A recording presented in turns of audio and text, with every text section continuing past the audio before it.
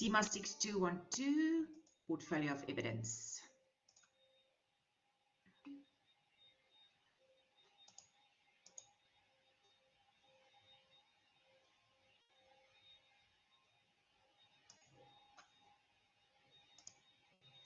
Activity 1.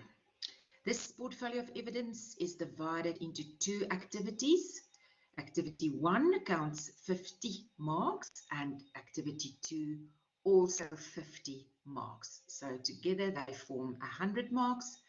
So activity 1, the instruction there or the context is you have already dealt with the theory of constructivism in past modules. You will now use this information and relate it to the teaching and learning of space and shape. Revise pages 45 to 50 in Teaching Strategies for Quality Teaching and Learning, Killen 2015. Especially on page 47, there are 2 quotes. Effective constructivist teaching always includes substantial teacher input. But it also provides opportunities for learners to explore, reflect upon, and share their developing understanding. From a constructivist perspective, it is essential to structure learning environments and activities to help learners construct knowledge rather than just absorb it. Right? So we are all aware that we as teachers need to scaffold our teaching as well as the learners' learning, and the learners should be actively involved in this process and not just passive receivers of information. Right, so the first part of this activity, you need to write up a critical discussion on teaching space and shape using a constructivist approach to teaching and learning, with a specific focus on social constructivism. So I've highlighted all the key elements here. So you can discuss the teaching of space and shape using a constructivist approach to teaching and learning with a specific focus on social constructivism. The second part is going to be a specific focus on the particular teaching strategies that can be used for teaching space and shape. Strategies that we can use to teach space and shape. Right, so your instruction is as follows. Write an essay in which you respond to this excerpt drawing critically on the theory presented in Killen, with a lens on the teaching of space and shape. You should include examples, either from your experience, observation, or general reading to illustrate the points that you make. Right, so you're going to focus on the teaching of space and shape, and you're going to include examples. Write a 1,000-word academic essay, that's excluding your reference list, in which you, firstly, critically discuss the implementation of a social constructivist approach to teaching and learning and the benefits of using this approach when teaching space and shape in particular. Secondly, select 2 teaching strategies that are described in Killen that you think are highly suitable for the teaching of space and shape. Describe why you think that it would be suitable for teaching space and shape, and provide some practical examples to illustrate your learning, or your reasoning. Thirdly, select 2 teaching strategies described in Killen that you think is not suitable or least suitable for the teaching of space and shape. Describe why you think that it would not be suitable for teaching space and shape. Right, so the teaching strategies that we refer to here are described in Killen. So you're going to focus on like direct instruction, collaborative approach, small group work, role play, writing. There are eight strategies described by Gillen. So please make use of the strategies described in Gillen. That is our instruction, right? So you choose strategies that's described in Gillen.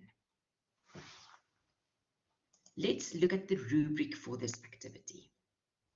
You can see that it counts 50 marks. The first element is a description of the theory of constructivism and its practical implications. To get good and excellent marks, you need to show an in-depth understanding of the theory.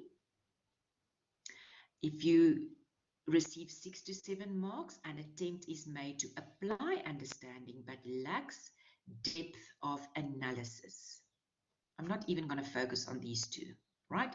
You focus on these two columns. Make sure that you also look at this column, this level, because you want more than this. If you want to more than this, you need to have a depth of understanding, because here it lacks the depth, here it is an in-depth understanding of theory. The second criteria is the application of the constructivist theory in teaching space and shape. To get excellent marks, provides an accurate account of what is required in the classroom.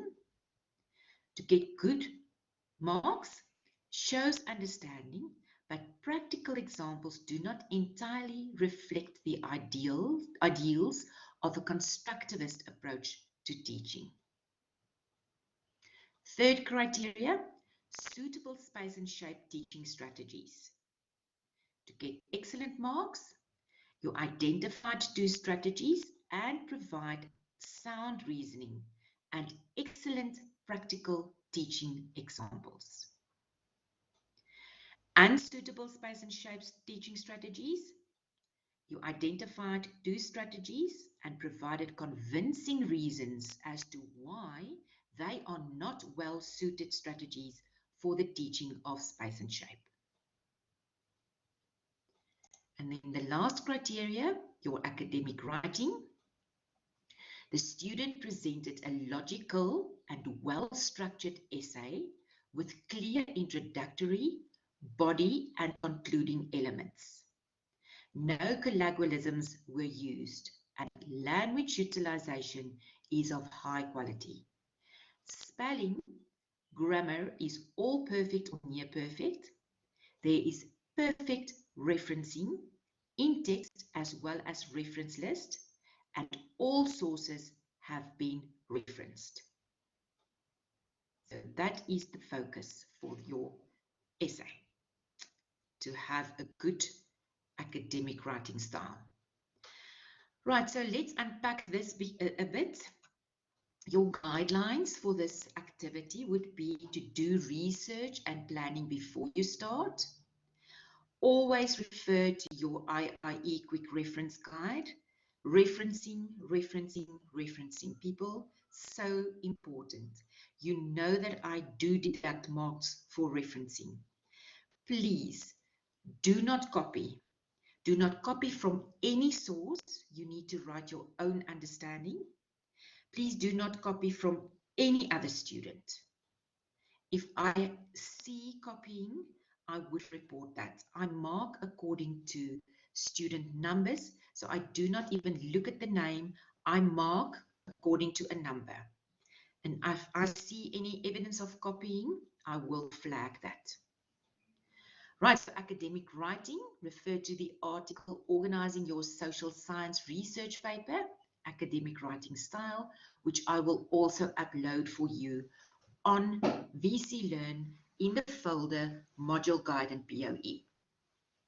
You are going to provide one reference list at the end of this whole PoE. So at the end of activity 2, you will have your reference list. Follow the instructions for this activity. If you follow that and you also look at your rubric and tick off all criteria, you will do well. Indicate your word count. I need to see that, people. This is a word count. You cannot write me 700 pages, right? Stick to the word count. Submit this activity through Safe Assign. So the format. You need a cover page.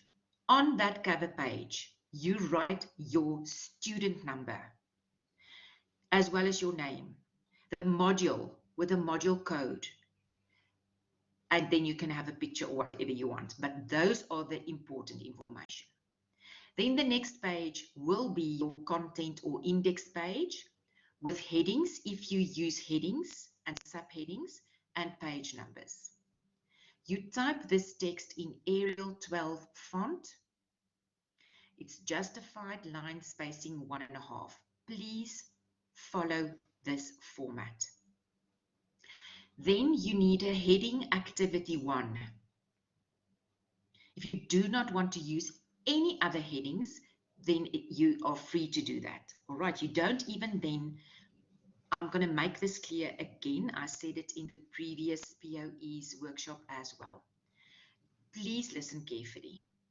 If you want to include headings in this essay, you are welcome. I like that. You may. If you don't want to use headings, you are welcome. I like that. You may. All right. So either form that you, style that you choose, format is okay. Right. If you do not use headings, if you don't want to use headings in the body of your essay, then you also don't have a heading, introduction, body, and conclusion. You do not have those headings. If those 3 headings will be your only 3 headings, you leave them out.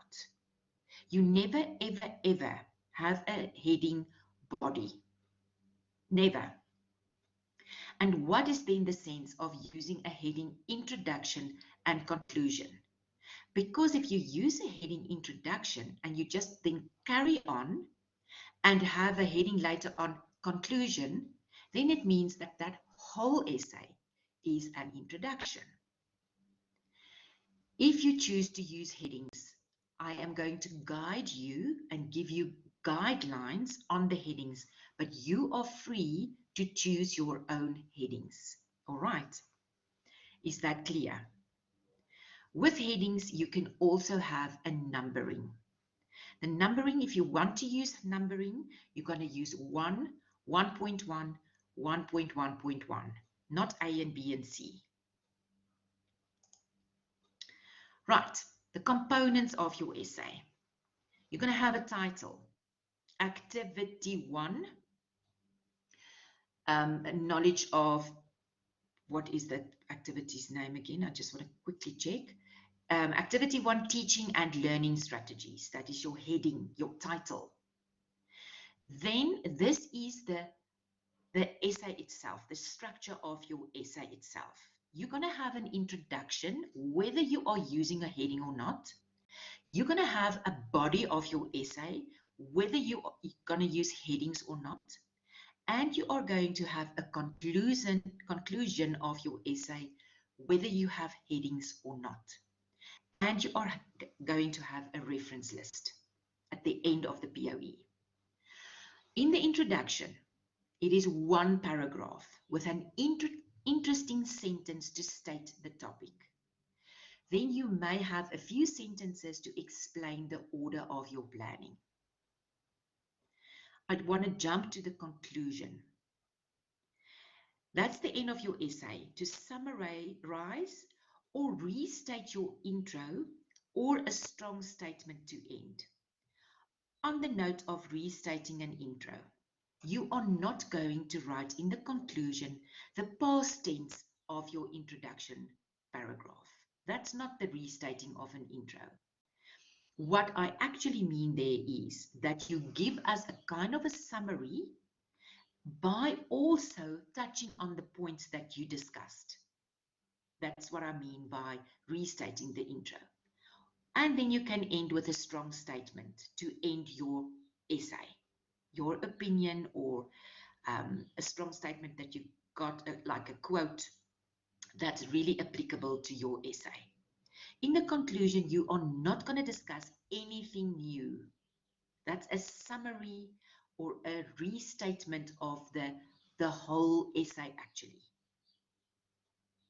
It's not a new idea. The body of your essay, very important. Each paragraph has one main idea with supporting sentences. The last sentence of the paragraph should link with the next paragraph for a logical, organized flow of ideas. So please organize this essay, read it again after an hour or two, and see if you can understand your own essay. I sometimes get essays and then I think, do you really know what you wrote here? Can you understand what you have written here? Because I cannot. And then I struggle. And it takes me forever to mark an essay like that. Because if I cannot make out, if it's not making sense to me, I cannot give you marks. So you have to edit your essay, please. Right, so if you want to use headings, this is a suggestion. If you don't want to use headings, you can just leave the heading out and still use this guideline to help you to write your intro as well as the paragraphs of your body of your essay. I hope you understand that I'm not forcing any headings on anyone. This is a suggestion to organize your essay and to have it a logical, organized flow. So in your introduction, whether you have this heading or not, you will briefly state in 1 or 2 short paragraphs what the essay will discuss and the format it will take. Then firstly, this is actually your first criteria that you focus on. You're going to have a heading, or you can have this heading, definition of constructivism and social constructivism. You give a definition in 1 paragraph. You include more than one source to bring in the critical analysis. You're not only going to work with Killen. You can work with Killen and use other sources to substantiate your essay, your research, and your facts that you give and your ideas. Paraphrase when it's not a direct quote. When it's a direct quote, you need quotation marks. Discuss the implications for teaching and learning. So this is where you can start. 1 paragraph. Then the next 1 or 2, Then the next idea or heading or the next paragraph of your essay, if you don't use headings, you can discuss the implications of constructivism or social constructivism in the teaching of mathematics, where you focus on the core area, space and shape for grade 5. By giving examples, focusing on that. Then you can have a heading, teaching and learning strategies suitable for the teaching of space and shape. That's the next criteria. Here I say, do not only use Killen as a source. And by this, I mean, you look at the strategies that Killen discusses in his book, and then you also Google to find other sources that also talk about direct instruction or explicit instruction or small group work or role play or writing. Okay, so you are going to use other credible sources as well. Not only blogs. You may use a blog for an idea or 2, for an example, but to really quote facts or paraphrase facts and supporting ideas for your reasoning, you need credible resources. Very important. Think creatively. How would you use that strategy in the teaching of space and shape so that your learners will actively scaffold their knowledge? Integrate theory with practical knowledge. That is important. We want to see how you are going to use your knowledge that you gained from this module in practice. Then the second last heading, teaching and learning strategies not suitable for the teaching of space and shape. There again, I say, do not only use Killen, look in Killen for the strategies that he suggests and discusses, and select two, but also support your reasoning with other credible resources. The same there, integrate theory with practical knowledge. And then in your conclusion paragraph, you summarize your final thoughts in a short paragraph. No new ideas to be discussed in the conclusion paragraph. With this structure that I suggest here, you need to, for every single heading, also consult your rubric. So if I'm going to tackle heading 1.2, definition of constructivism and social constructivism, I need to go back to my rubric and see what they want, an in-depth understanding of the theory. When I tackle the implications of constructivism and social constructivism in the teaching of mathematics, my third heading here, suggested heading, I need to make sure in the rubric, application of the constructivist theory in teaching space and shape, that I provide an accurate account of what is required in the classroom. Practical examples that reflect the ideals of constructivist approach. If you see the negative here, just look here, shows understanding, but practical examples do not entirely reflect the ideals of a constructivist approach to teaching. You know now that you need to really focus on that, because if it's not there, you're not going to get the marks. So to get good marks, it has to reflect the ideals of the constructivist approach. So your examples that you give, the practical examples that you give, needs to reflect that approach. Right, the same with the suitable strategies, check here in your rubric. The same with the unsuitable strategies, check in your rubric. Remember people, I use this rubric to mark your work.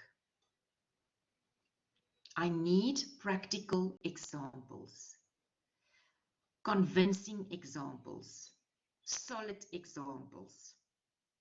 You need to convince me why these two strategies are excellent strategies to use to teach space and shape.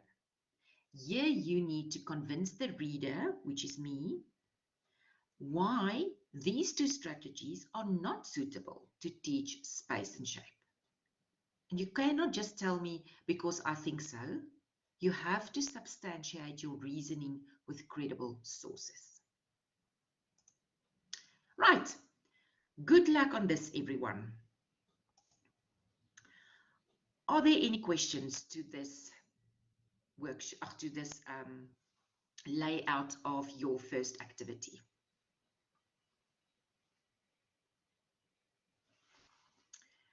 Do you understand that I do not force any headings on anyone? Do you understand that if you don't want to use headings, you are not even going to use the heading introduction and conclusion? Never, ever, ever you use the heading body. You may use any heading that you think is suitable. All right, it seems like everybody is happy, yeah? Happy chappies. Right, I just want to check on the questions here. Ethan, resubmission marks are already out, so you can just check on the portal or on BC Learn. Brandon, you've got a question regarding to the last ICE task you gave us. Remember, people, I gave that ICE task in the class. So you needed to be in the class to be able to get the marks for that ICE task. It would have been the same with a face-to-face class. If you were not in the class, then you missed that ICE task. All right, so Brandon, you may ask me a question.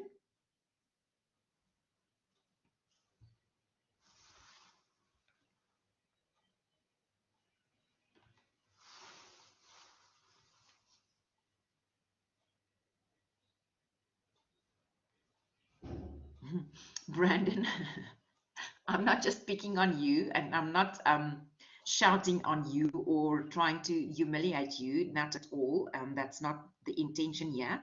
The intention is just to state that we did this ICE task in class. So I did have queries from students who said that they cannot find the link on BC Learn, and that is because I set a time on it to just give the people chance to submit it after class, and then I closed the link because for those of you who didn't attend the class, it will not be available then.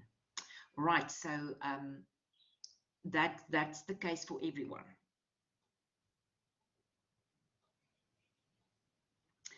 Brandon, if you were in the class, it's no problem. Then you may send it to me. You can send it via email. I will just add it there. It's no problem. If you were in the class, I can actually see you who were in the class and who were not. So it's no problem, Brandon. You can email it to me. Maybe you just missed the link with a few minutes. That's fine. So no problem. If you were in the class, it's A for away. Okay, everybody. Remember, I said ICE tasks is or are 2 of